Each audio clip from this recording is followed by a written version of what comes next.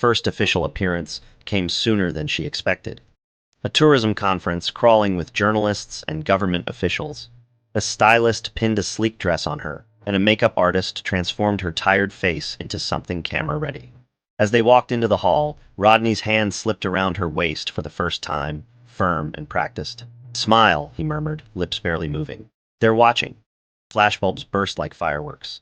"Mr. Rodney, is this your wife?" a reporter shouted. "Yes," he replied smoothly, pulling Christine closer. "My wife, Christine." The word wife stung and warmed her at the same time. On the drive home, the illusion cracked. The car was quiet, the only sound the hum of the engine and the occasional buzz of Rodney's phone. "You handled the cameras well," he said at last, eyes on the road. "Thank you," she replied, staring out of the window at the passing lights, feeling oddly hollow. When they reached the house, they parted in the hallway, he to his study, she to her room. That night, Christine sat at her dressing table, slowly removing her makeup, watching the glitter and foundation fade down the cotton pad.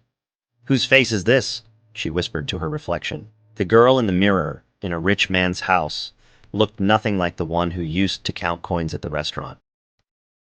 One evening, Christine carried a stack of documents Rodney had forgotten in the dining room toward his study. She paused when she heard raised voices inside, Rodney and an older woman.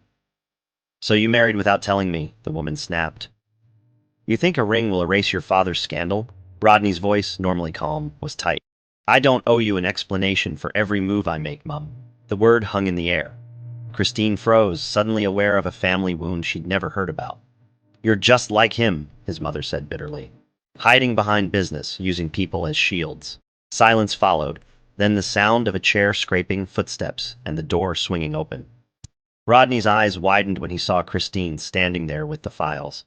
For a moment, all his practiced composure vanished, replaced by something raw and tired. "You heard that?" he asked quietly. "Just a little," she admitted, lowering her gaze.